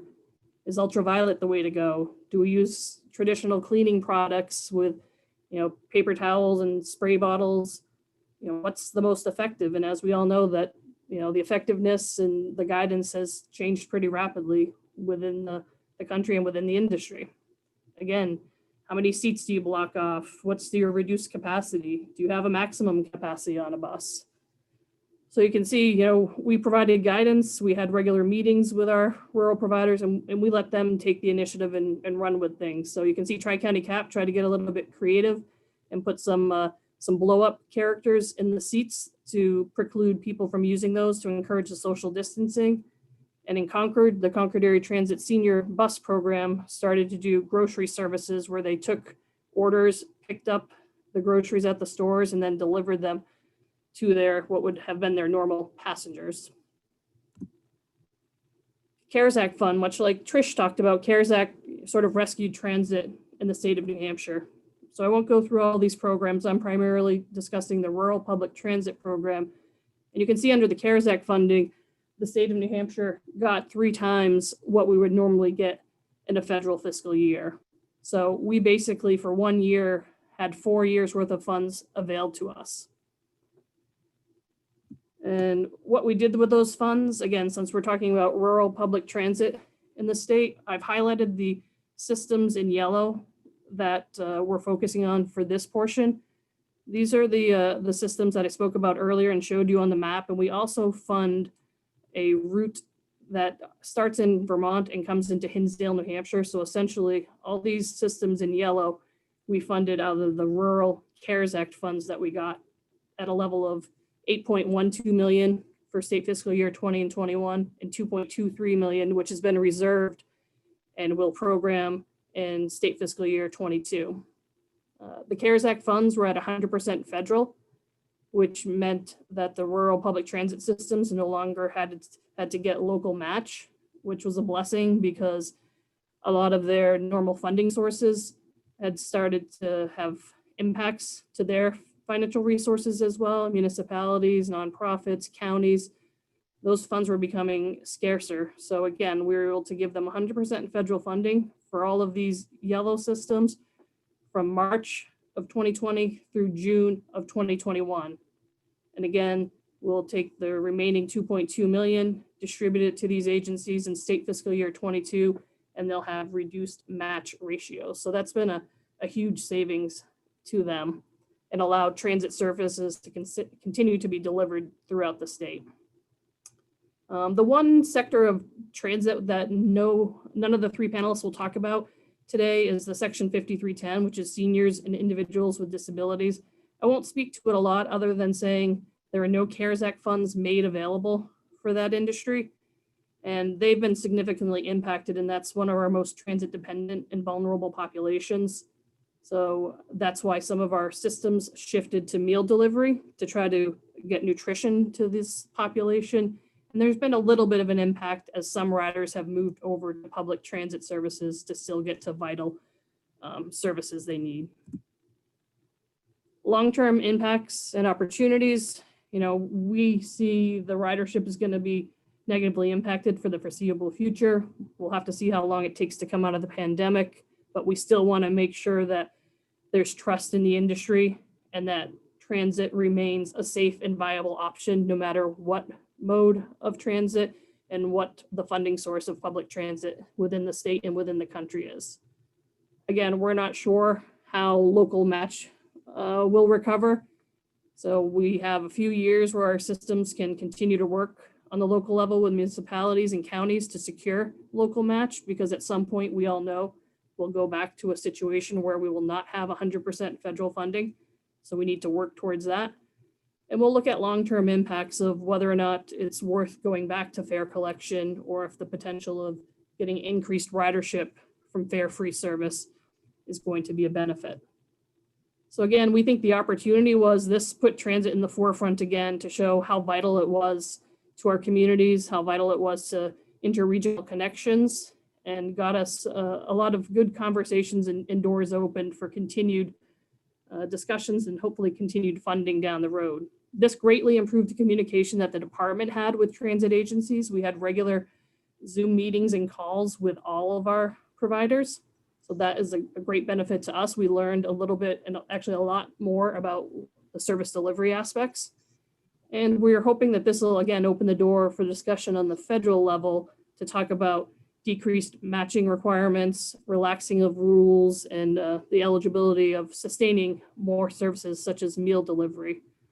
And on the national level, there was a transportation pandemic response network that was created. So while we had to pivot and try to figure things out quickly here, we're hoping there'll be some more planning should something occur in the future. So again, I know it's a high level overview without the technical details. Our specialist in public transit was unavailable today, but that's Fred Butler, and he can be reached at the contact information on the screen, as well as anybody can reach out to me with any questions that they may have about rural public transit or just public transit within the state of New Hampshire. So with that, Jim, I'll turn it back over to you to tee up Rad and Ben, unless somebody has some questions for me that they don't want to hold till the end. Are there any questions, or we can just hold right till the end? It doesn't matter, whatever the committee wishes. Shelley, I think we're good for now. We may have something come back, so if you can hang around, that'd be great. And Rad, you're up. You've got to unmute yourself, please. Yep, working on sharing my screen. Thank you. Share screen 2. Share. Do you see the presenter or the slideshow at this point? Anyone? Yes, Rad. Yeah, we can see it. Great, thank you. Okay. So like everybody else, the pandemic has been full of unprecedented decisions and challenges for our organization, just like it has, any other business or organization. We've really focused on persevering and adapting. And at Coast, we even implemented the single largest change to our regional public transit system in our 38-year history. And it was really a result of our staff recommitting themselves to the essential public role that public service role that they play. And so I've got a high level summary of our operations and the impacts to date. And I just note that for many other small urban providers like us, Manchester, Nashua, Wildcat Transit, the experience was really similar. So, we started to see the impacts of the pandemic in late winter. The first half of March actually at Coast was a wholly different experience than each subsequent week during the month. Ridership had been really strong through the first half of March for us, and then fell precipitously as each weekend's news cycle caused daily operations to be more and more tenuous as the month went on. While we were stepping up safety protocols and trying to secure PPE and cleaning supplies that were pretty much unattainable. So, and again, Manchester and Nashua were facing many of the same hurdles. We tried to step up our communications, mostly through social media and other messaging, to let people know what we were doing to maintain a safe environment. At the same time, though, anxiety levels amongst passengers and staff were escalating markedly. And we had a number of staff who were getting to the point they were no longer comfortable coming into work. So we began relaxing our leave policies and creating new policies relative to the pandemic in accordance with CDC guidelines. A little bit of information on our workforce. It is the demographics aren't good for the COVID-19 pandemic, as you can see. And so we had a lot of folks that are over the age of 60, 55%. And it's not dissimilar from our industry as a whole, but certainly those folks, what they were hearing was they are most, they need to be the most careful around this virus. In addition to kind of what I had said earlier about communications, we sort of formalized our communications as well on our website through creating a COVID-19 specific page. And that's where all sort of official communications sort of originated out of. And I'd say we deliberately chose, as we do for most everything, but we were very deliberate, be very genuine and honest in our approach to how we communicated around the pandemic. We felt that's what people really needed to hear. So, like many, we were forced to suspend our services for a period of time, and that occurred after a meeting of our executive committee on March 31st, when, because it just had gotten too unsafe to continue. And so April 1st, the executive committee voted to discontinue all fixed route services at Coast and one of our demand response services. At the same time, Wildcat Transit and MTA were in the process of doing likewise, and Nashua was moving to provide a demand response only service in the city. Now, we offer fixed route and demand response services at Coast.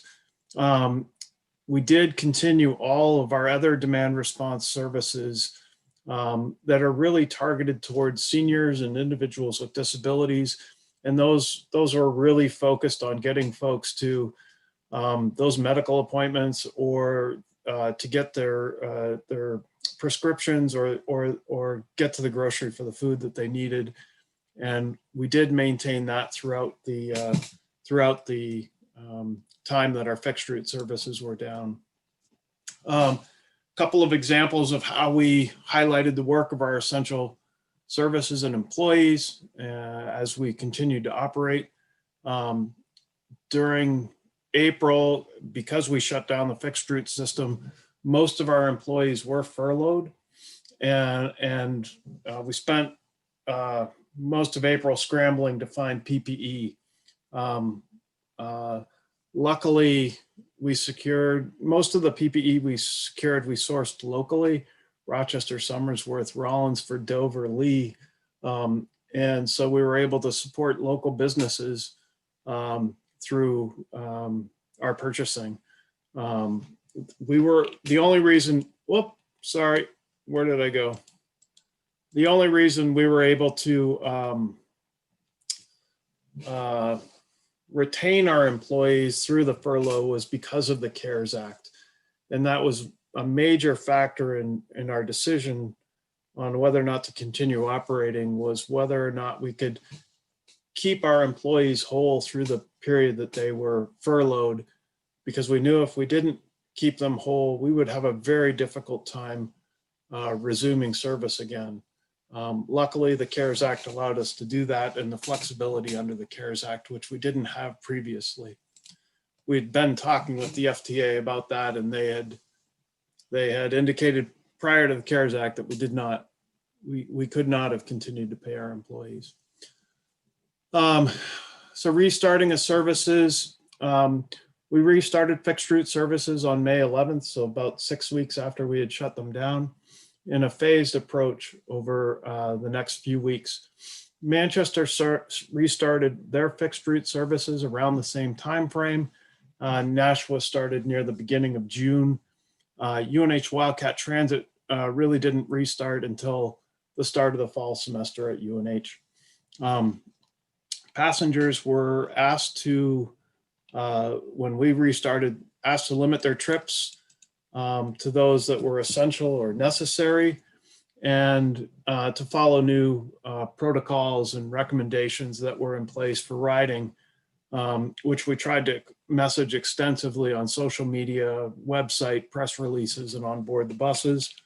We did not limit passenger capacity in our vehicles at Coast. We have a bus that comes once every hour, and given that sort of frequency, we really didn't feel that we could limit capacity. And we haven't had a tremendous amount of challenges there. However, there are times when folks are not, they're not spaced at the 6 foot recommended distance, but they do their best to keep spacing that's that they feel comfortable with. So that is really varied by provider across the state. here's kind of a, if you know our system, here's an explanation of how we rephased. We phased back after our restart, and then an example of some of our early messaging on social media relative to expectations when you came back and rode with us.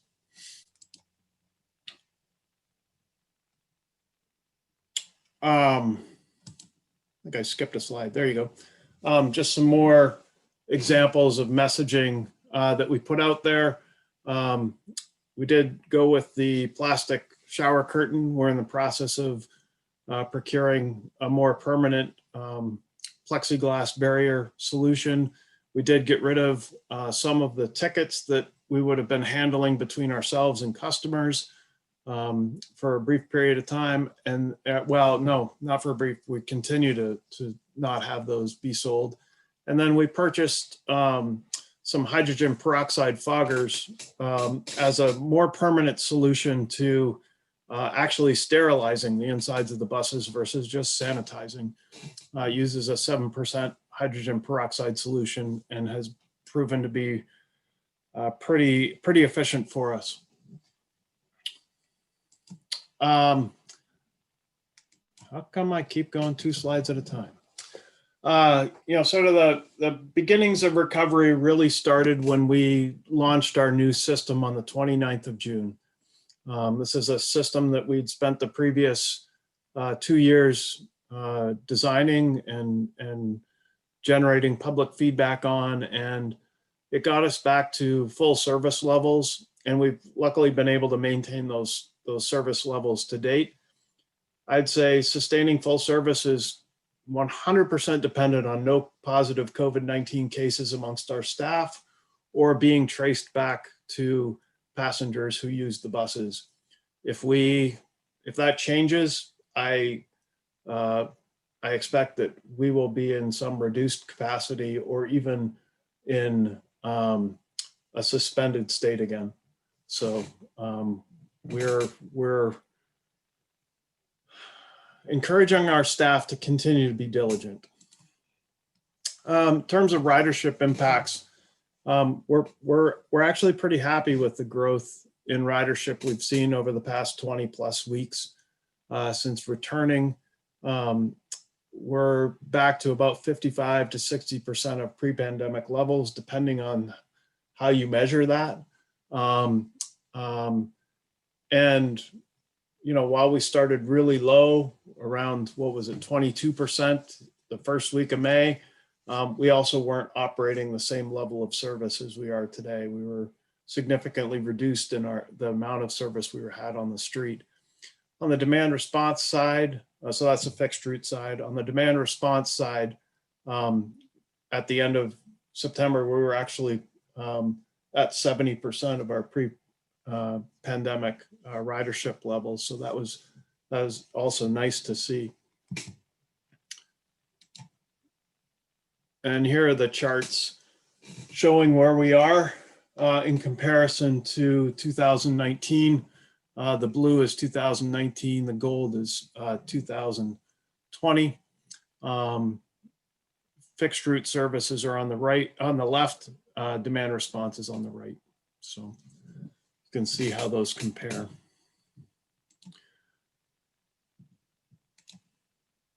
In terms of financial impacts, they've been significant. Revenues associated with any services that are on the street are down.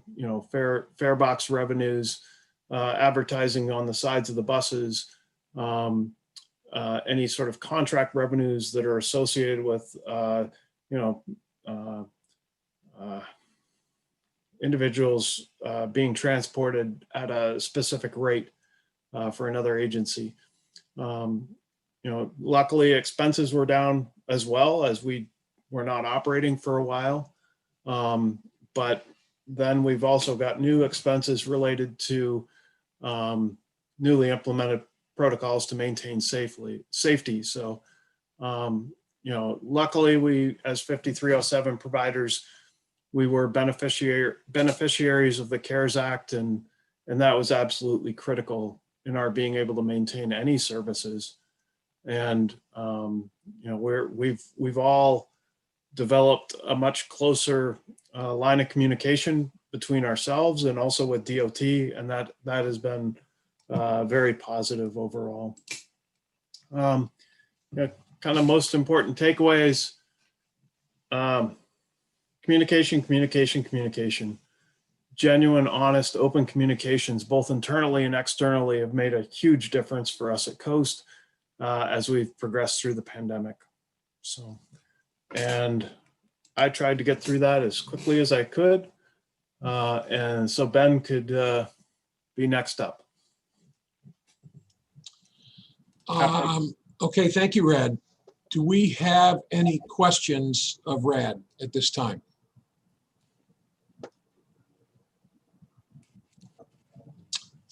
Okay, now I am going to ask Ben Blunt to present on intercity bus. Ben.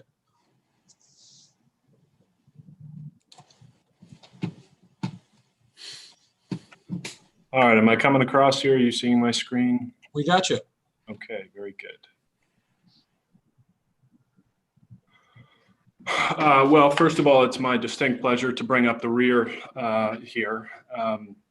There's going to be a lot of echoes of the presentations that you have already heard, so I will try to keep this fairly brisk and moving along because there is a fair amount of overlap. Basically, transportation has been impacted pretty severely by COVID-19, but I can give you a little perspective on the intercity bus industry in New Hampshire. I am with the organizations you see on the screen there. I'm the vice president of Concord Coach Lines, but we also operate Dartmouth Coach in the Upper Valley and a contract on behalf of New Hampshire DOT along the I-93 and Route 3 corridors in southern New Hampshire, Boston Express. So let me just give you a sense of sort of the baseline for our operations. And just to backtrack for a second here, Jim was not going to be available to present on September or attend this meeting at the end of September, so I was asked to pinch hit. So because we had put the work into this presentation, that's why I'm with you again here today. But I did take the opportunity to get a few things out of C&J, and I am going to ask him to chip in a little bit as we work through this presentation so that you get the comprehensive look at the industry in New Hampshire. Dartmouth Coach operates from 3 facilities in the Upper Valley. Concord Coach serves all the way up to Berlin and Littleton. The base of our operations would be in Concord, New Hampshire. We do operate up into Maine. That's not especially relevant for this conversation, but all of these services operate in and out of Boston Downtown South Station and Logan Airport. We do operate service, or historically have operated service from Lebanon and Hanover directly to New York City, and the same from Concord and Nashua direct to New York City with a executive style bus. Last year, we carried knocking on 2 million passengers across the state, and that includes figures from C&J. This is a broad demographic, right? We're carrying a lot of commuters. Boston Express especially is carrying a lot of people in and out of work every day in Boston. There's some of that from Concord as well. C&J does a significant commuter business. There's a lot of recreational travel to Boston for shopping and ball games, things of that nature, medical appointments. All of these services also connect to Logan Airport, so you'll see some international travelers, vacationers. So I think we do carry a pretty broad socioeconomic and a pretty broad cross-cut of the population in northern New Hampshire. So that was 2019. Hey, Ben, this is Shelley. Your presentation, can you, we're still stuck on the first slide. All you see is, You're still on slide 1, Ben. Why don't you put it into slideshow mode, Ben? That might help. It looked like you tried to do that and it was spinning. So maybe if you can exit back out and do it again. Yeah, let me stop the share and bring it back up.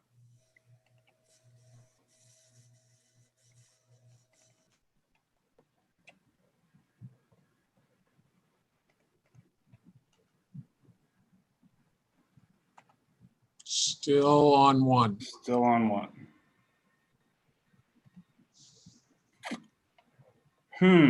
Well, Rad, did you say you had some technical expertise? Well, so when you put it into slideshow, sometimes at the top, you can change the screen, you can change, I'm not going to remember the term, but if you put it into slideshow from the beginning. Oh yeah, left. Yeah. From beginning there? Yeah, yeah, do that. And then there's going to be a box that should pop up. Well, now it doesn't seem to. Can you Do you have see multiple, this? Can you do see have this multiple screen? screens, Ben? There you go. You got that one. You got route here. map now, Ben. I'll just go through it this way if that's okay. if that's acceptable to everybody. Yep. So thank you, Shelley. This is what I was looking at while I was talking for the last couple minutes there. So in 2019, we carried almost 2 million people across the industry in New Hampshire. I know Maine is represented on this route map. Those figures are not tallied in there. And we do serve 27 communities across the state. Boston Express has a station in Tingsboro, which is about a mile south of the border. That's not included in that tally. So the graph in the bottom left is what I want to draw your attention to. And this is now the 5th iteration of it that you've seen over the course of this hearing. But we were off to a pretty strong start to the year. That is just simply our ridership, 2020 versus 2019. We were seeing some moderate increases at the beginning part of the year. And then, as has been said multiple times, we kind of got to the end of February and early March, and within a 10-day time span, we just fell off the map. We ultimately did cease operations across our 3 services on March 27th. If I'm not mistaken, C&J was about a week ahead of us, maybe March 20th or thereabouts, that they did the same. So we remained shut down over the balance of the summer. Unfortunately, we did have to take some pretty dramatic actions with personnel. Before the pandemic hit, these 3 entities employed somewhere around 350 employees. Many were laid off, many were furloughed over the course of the summer. We have been able to get back on the road, and right now we're at 162. So we have had a more than 50% reduction in our staffing since we got back on the road. We got back on the road on August 16th. You'll see here, it's maybe not visually stimulating, but the service levels across these companies in New Hampshire. Before the pandemic hit, we were running 13 round trips a day between Concord and Boston. Dartmouth Coach was running 10 trips a day. Boston Express was running a lot of frequency, a lot of commuter service, 29 on 93 and 15 on Route 3. We did not feel like it was appropriate to come out on August 16th with those full service levels. And I will speak to it later in the presentation, but the financial support that we have been able to come up with regional support really from Maine, Massachusetts, but most especially New Hampshire and New Hampshire DOT has been an invaluable partner to us in getting us back on the road. Without that support, we wouldn't even be able to justify anywhere near the service levels that we're suggesting on resumption here. But we are running what we think is a representative schedule. I think Rad would say the same thing. Frequency in ground transportation, especially short haul ground transportation, is really important. There's a direct correlation between how much service you're operating and how many people you can expect to carry. If it takes an hour for me to get from Londonderry to Boston and there's only 1 trip a day, well, then I'm going to find some other way to get there because that schedule just does not meet is not convenient for me. So we really wanted to prioritize running a representative schedule, but not overdoing it. So right now, across our system, we're running about 32% of the service levels that we had before the pandemic hit. We'll see more later in the presentation as I click through it. Right now, we're carrying on average maybe 12% of our 2019 levels, and we are seeing some steady increase as we move forward. So, you know, obviously there's a little bit of a disconnect there, 32% of your service and 12%, but keeping enough service on to be able to build some forward momentum, we feel is important. Jim, this is a slide that you guys passed over to me. I think I'll let you speak to it, but looking at the same Yeah. segment. Thanks, Ben. Just to give a quick overview, in our situation, we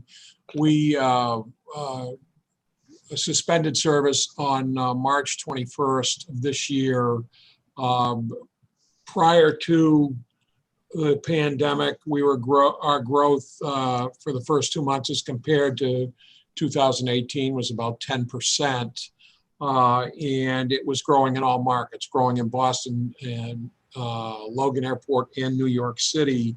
Pre-pandemic service was about 33 trips a day as compared to when we started up on August 23rd, where 14 trips Monday through Friday and 12 trips on Saturdays, Sundays, and holidays, and one additional round trip on Friday and Sunday to New York City. So 14 to Boston Logan, one round trip Friday and Sunday to New York City.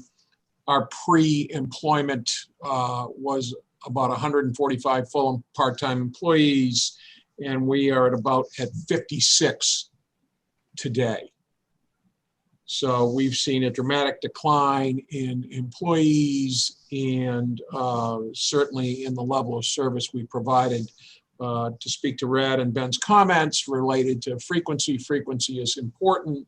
We've tried to modify our service so there's frequency in the morning going into South Station Logan and in the afternoon coming back out. Ridership since the startup, we started with virtually nothing. We're growing a little bit every week. We are pleased with the growth we're seeing, but we certainly recognize in the middle of this all that there are outliers and related to spikes in infection and things like that, which will impact our business. And Ben, I'll let you have it back. Sure. One thing, I think maybe this is the appropriate slide to,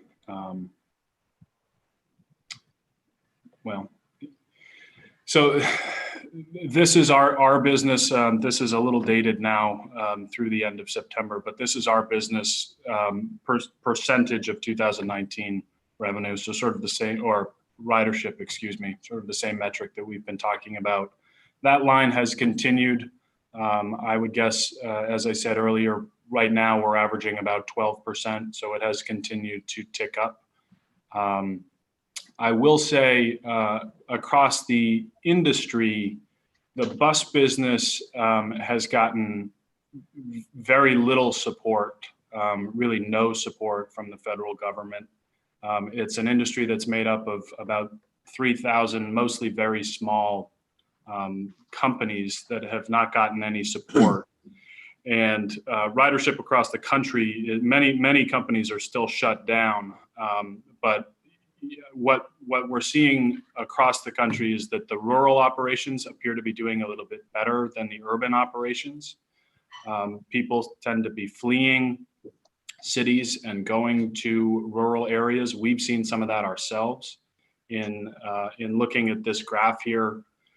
You know, the Berlin, Littleton, White Mountain, in the case of Maine, Bangor, Maine, further away from Boston tends to be growing a little bit faster. And commuter business is growing slower. which stands to reason, right? Everybody is working remotely. And I think that's an important piece. You know, Ted was speaking earlier about the airport and their ability to recover. Different markets are going to recover at different rates. Business travel, I think, is going to be slower to rebound. Commuter traffic could be permanently impacted. I expect it will be as more companies and people work remotely. Folks who used to work 5 days a week in Boston may now only work 2 days a week in Boston. I personally have friends and folks I know who were living and working in Boston or New York City who are now buying places in New Hampshire and are going to work remotely from here.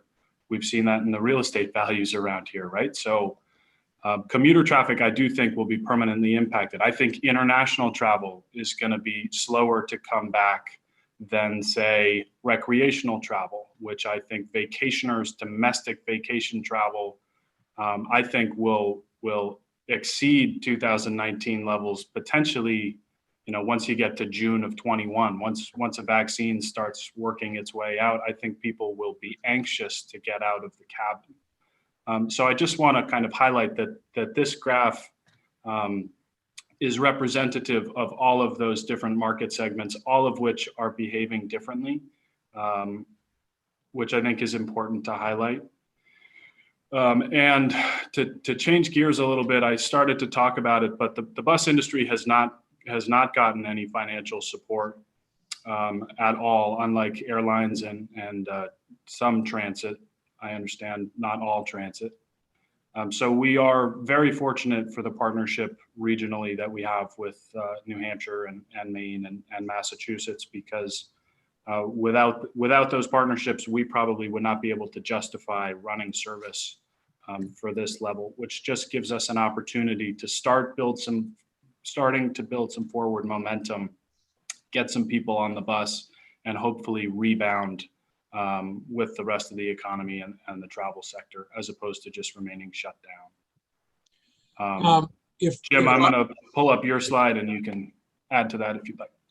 Yeah, I just, first of all, to speak to the industry, pre-pandemic, the bus industry moved about 640 million, between 640 and 680 million people on an annualized basis around in North America. And it's clear that if you look at, we were second only to the airlines in this country, and you look at that industry, and yet, as Ben stated, the industry's really gotten nothing. I mean, the reality is that up to 40% of the industry could close its doors on a national basis. So it's not, we are both, our company and Bennett, just as Bennett just said, very grateful for the support we got from the state of New Hampshire. It was critical. It was a lifeline, if you will, to allow us to start up and continue to provide public transportation. The landscape as to who rides has changed, I think, in some ways forever. I think that the leisure business, whether it's regardless of mode, will come back. And I think that when it comes back, it will be pretty hot because people have cabin fever. I think business travel is in trouble. And I think it's in trouble because of what happened with the impact of remote work.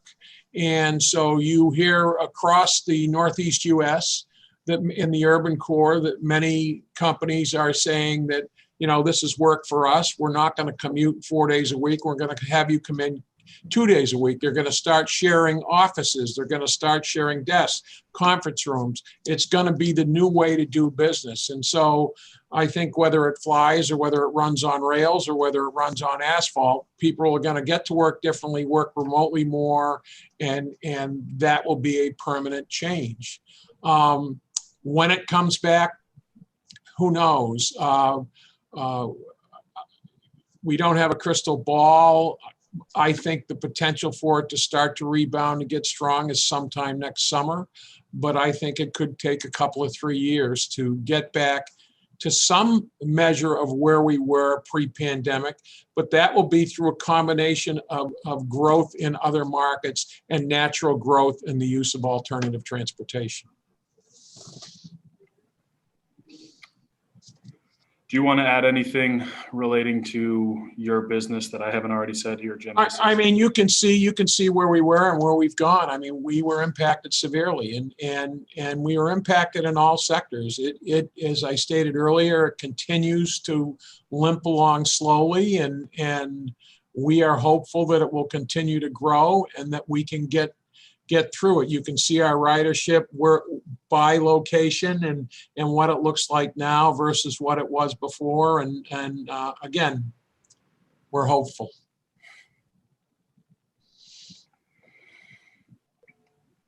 I guess I'll move on to the safety stuff, which is a huge piece of this, right? So we shut down on March 27th. I was sort of figuring that we'd have some time to get some projects done and clean up my office, and who knows when we're going to be able to run bus service again. But we were pretty straight out here with the skeletal crew that remained working on all of the protocols that we needed to have in place to make sure that we could get back on the road and do so safely. I think it's safe to say that the best thing for travel and transportation is to get to the other side of the pandemic as quickly as possible. That is mostly out of our control, but we want to make sure that we can control what we do control what we can, and that we are not, a vector of some kind. I mean, historically, we've run service directly to New York City or connect Boston or urban areas to our smaller states here. So we just wanted to make sure that we had all of the right protocols in place. So I won't linger on it too long. Rad did a good job going over all the things that they've done, Shelley as well. But safe to say, we have got extensive protocols, cleaning, reduced capacities. We've actually installed plexiglass shields around every seat back on our coaches. We've reduced the capacity of the bus from 51 down to 34 max. We've got kiosks that drivers stand behind when they take tickets. We've got plexiglass everywhere and hand sanitizer everywhere and foggers and all of it. And at this point, Concord, BX, and Dartmouth, since we've been back on the road, have carried probably about 30,000 people. To my knowledge, we have only transported one case of COVID since we got back on the road, and we are not aware of anybody having contracted COVID on our services. And I think it's worth noting that across the world, across the globe, public transportation does not appear to be, a super spreader. And I think there's some confusion about that. I think people think that they get on an airplane or they get in a bus or they get in a subway car and they are exposing themselves to a high risk scenario. But in Japan, in France, across the world, there have been studies that show that public transportation has not contributed to the spread of the virus. Our challenge is informing people about that and building consumer confidence and peace of mind to get them to use public transportation. It's obviously horrible for our environment that everybody's driving around in their own personal vehicles when these services are availed to them. So we have really tried to put a lot of effort into that messaging and convincing people that we're doing everything we can and that it is safe to use public transportation. I won't make you sit here and watch our video, but I would encourage you to go to our website. We put together a 4-minute video that helps to go over all of the protocols that we have in place and kind of coax people back to public transportation a little bit. And I think that's an important piece of this for all of us, whether it's air travel or transit or bus, train. Consumer confidence is a big piece of this. That's why that's important that you mentioned that. I don't know if any of you caught the news last night, but both on ABC and NBC, there was a report on a Fed study on United and United and one other airline. And it was really about how safe it is to fly on an airplane. And since the pandemic, 42 people worldwide have been infected on an airplane, and that the level of air change on an airplane is, and Ted would know this better than I would, but far greater. The interesting thing is buses worldwide, motor coaches, exchange the air more than an airplane does. And so the fresh air change in public transit has really lent itself to virtually no infection. You can take a bus to an airport, you can take a bus and get on a train and feel pretty good, or ride local transit and feel pretty good about the air on the plane, the bus, the train, the local transit system. I mean, they still encourage you to wear masks, but it's a good thing for transit. It's safe to ride public transportation. Yeah, and I would commend our employees, and our passengers have all complied. I think everybody was worried. We do require masks for the duration of the time you travel with us. Our employees were certainly worried about there being some friction about that. It really has not been a problem. No. I mean, we've had a handful of instances where we have to kind of correct somebody and ask them to pull the mask up over the nose or whatever, but it has really gone pretty smoothly. I do think regionally, sort of northern New England is taking our response to the virus more seriously than other parts of the country. And I do think that is contributing. You know, in other parts of the country, transit ridership is doing better. Air traffic is higher than it is in this region. Certainly bus transportation is performing better than it is in this region. So there's that as well, but our passengers have been pretty good about following all of the protocols. I think that's it, Mr. Jalbert, unless you have anything to add. No, I think hopefully I got through that on time. Happy to answer any questions if there are any. Thank you. Commissioner, I think we have now represented all modes, and we could entertain questions about any of the modes, if anybody has any questions.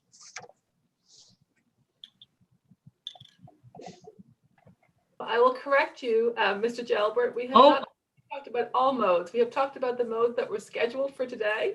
I apologize.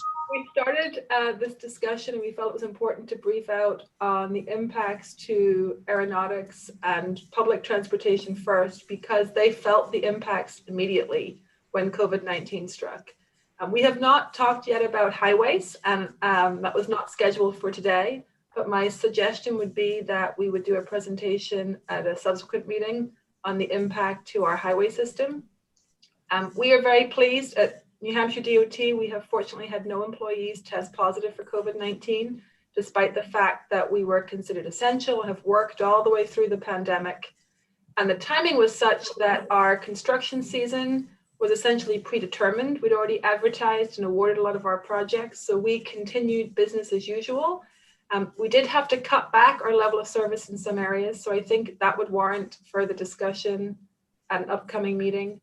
And then longer term, because of a reduction in travel, that means a reduction in revenue, both state revenue as well as turnpike revenue.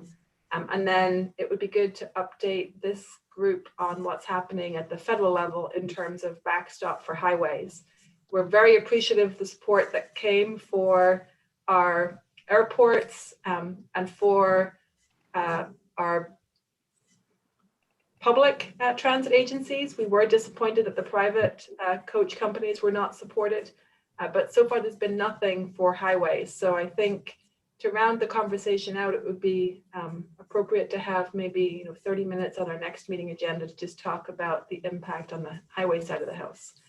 I absolutely agree with you. It was not right. I had the opportunity to chat with Chris Pappas the other day about it, Congressman Pappas, and I know that the delegation has been working hard trying to shore up our highway funds in New Hampshire to no avail. So. And one of the other positive outcomes of COVID-19 has been an uptick in active transportation, more walking and biking as people have stayed home and got outside a little bit more. So it'd be good to update the council on some of our other initiatives.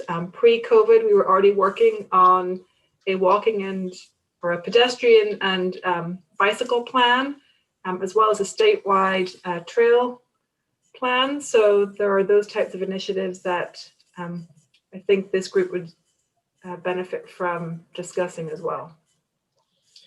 Well, sure. If you don't mind, I would like to just kind of weigh in on that. The Londonderry Rail Trail that we all opened up, I guess, it was about this time last year, if not a little bit further back. The parking is on our fence line, and it has been absolutely slam packed with cars and people going onto that the rail trail. So just want to give that a little bit of anecdote. And yes, we've had a lot of challenges this year. It's been terrific to see people embracing the outdoors and rediscovering it in some cases, but every trailhead across New Hampshire, whether it's a walking and biking trail or one of our hiking trails in the White Mountain region or the Lakes region, we are seeing lots of parking challenges. Good problem to have in some cases, but those are things that we're working with our colleagues across the state to try to address, specifically the folks at the Department of Natural and Cultural Resources because of the involvement of state parks, as well as the Trails Bureau, and then trying to work with our partners in law enforcement as well, so that we can ensure that we're keeping people safe, because at some of these trailheads, they've reached far exceeded capacity at the point where people parking on roadways, and there's some safety concerns associated with that. So I think it would be good to spend a little bit of time talking about those challenges as well. Okay. Well, Jim, yes.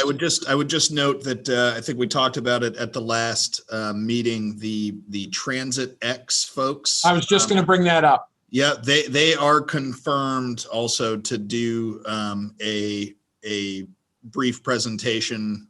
Should we tell them 20 to 30 minutes? Yeah, what I would like to do at the next meeting, let's check with the senator, is to just do Transit X and let's do the highway presentation. Yeah, that makes sense. But they have confirmed, the Transit X folks have confirmed that they are available and ready to do that presentation on November 20th. I will forward the Transit X contact information to Senator Levesque and Ava for the purpose of kind of coordinating the Zoom logistics with them. So I just wanted to confirm that the Transit X folks are booked for November 20th. Okay, and Commissioner, would you all be ready for November 20th? Oh, definitely. Yeah, we'll just make sure that we have the recent data as we approach the meeting. Great, great. Is there any other business? With that, can I get a motion to adjourn? And I need a roll call. So I need a motion in a second, and then I'll do a roll call. I move, we adjourn. Can I get a second? From Rad? Okay, roll call. Rad Nichols. Yes. James Fox. Yes. Carol Miller. Yes. Cosma, you and I have met. Cosma Crawford? Yeah. Yes. Okay. Nate Miller? Yes. Michael Tardif? Yes. Heidi Marshall? Yes. George Sykes? Representative Sykes, yes. Elizabeth, are you on the phone? I am, and that's a yes for me. Okay. And Commissioner Sheehan? Yes. Meeting is adjourned. Thank you, everybody, for your presentations. Please, if you could send them to Ava for the senator, that would be great. Thank you. Thank you. Take care, everyone. Take care. Be well.